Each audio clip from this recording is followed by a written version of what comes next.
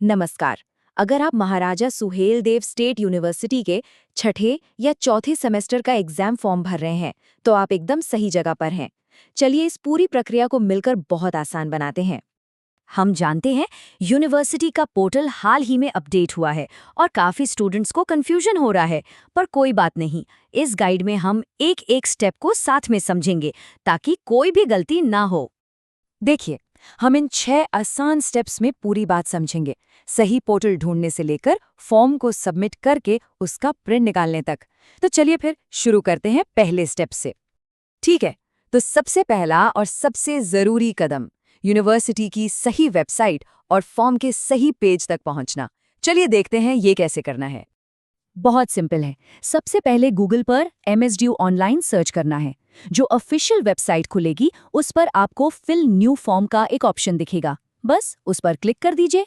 उसके बाद आपको UG PG even semester exam form को सिलेक्ट करना होगा। बहुत बढ़िया।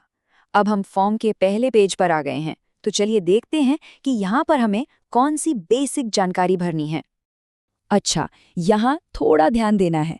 अगर आप अंडर ग्रेजुएट कोर्स में हैं, जैसे BA, BSc या BCom, तो UG NEP even semester exam form वाला ऑप्शन चुनना है। और अगर आप पोस्ट ग्रेजुएट कोर्स में हैं, जैसे MA, MSc या MCom, तो फिर PG NEP even semester exam form वाला ऑप्शन सिलेक्ट करना है।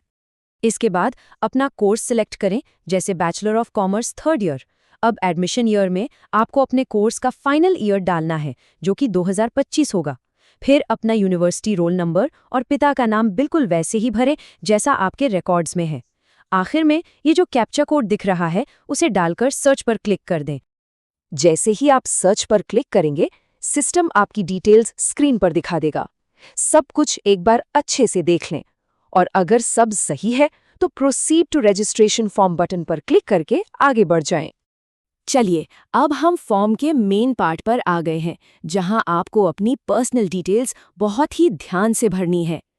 यहाँ सबसे पहले अपने डेट ऑफ बर्थ चेक कर लें, अगर गलत हो तो उसे ठीक कर लें। अपनी कैटेगरी OBC, SC, ST या जनरल चुनें। अब सब कैटेगरी में जो लड़कियां हैं वो गर्ल्स सेलेक्ट करें और लड़के नॉट एप्लीकेबल सेलेक्ट करें। इसके बाद अपना धर्म और एड्रेस भर दें। अब अपना वो मोबाइल नंबर और ईमेल ID डालें जो आप इस्तेमाल करते हैं। एक बात का ध्यान रखें, आधार नंबर या ABC/FR ID में से कोई एक ही भरना है, दोनों नहीं। और सबसे ज़रूरी, मीडियम ऑफ एग्जाम। आप पेपर हिंदी में देना चाहते हैं या इंग्लिश में, उसे यहाँ सिलेक्ट कर लें। अब हम आ गए हैं इस फॉर्म के सबसे ज़रूरी हिस्से पर।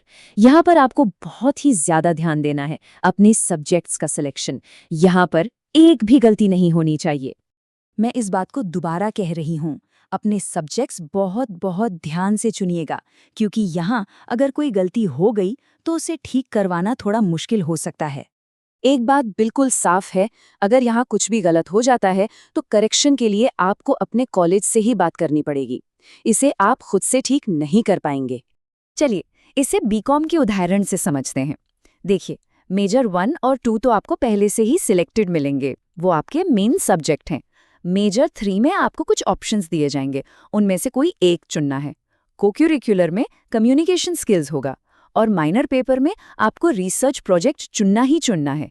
इस बात को एकदम याद कर लीजिए, छठे सेमेस्टर के सभी स्टूडेंट्स के लिए माइनर पेपर में रिसर्च प्रोजेक्ट चुनना कंपल्सरी है, अनिवार्य है। इसे बिल्कुल मत भूलिएगा।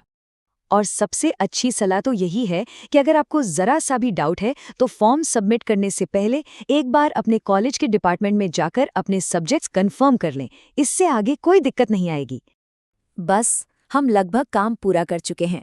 चलिए अब फॉर्म को सेव करने से पहले जो फाइनल चेक्स करने हैं उन्हें देख लेते हैं। अपनी फ़ोटो और सिग्नेचर को एक बार फिर से अच्छे से देख लें। इसके बाद आई अग्री वाले बॉक्स पर टिक करें। ये जो फाइनल कैप्चा कोड दिया है उसे डालें और बस सेव फॉर्म बटन पर क्लिक कर दें।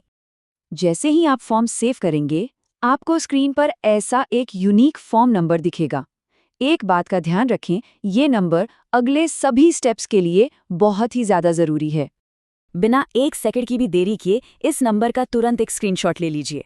फीस पेमेंट करने के लिए और आगे भी आपको इसी नंबर की ज़रूरत पड़ेगी। इसे संभाल कर रखिएगा। बहुत अच्छे, आपका फॉर्म सेव हो गया है। अब इस पूरी प्रक्रिया को खत्म करने के लिए चलिए अपने आखिरी स्टेप पर चलते हैं। तो अब बस आपको यही फॉर्म नंबर यूज करके पेमेंट पेज पर जाना है, अपनी एग्जामिनेशन फीस ऑनलाइन पे करनी है और आखिर में जो फाइनल फॉर्म सबमिट हुआ है उसका एक प्रिंट आउट लेकर अपने पास सुरक्षित रख लेना है। तो लीजिए, आपका फॉर्म सक्सेसफुली भर गया है। अब आप अपनी परीक्षा की तैयारी पर पूरा फोकस कर सकते हैं। आप सभी को ऑल द बेस्ट।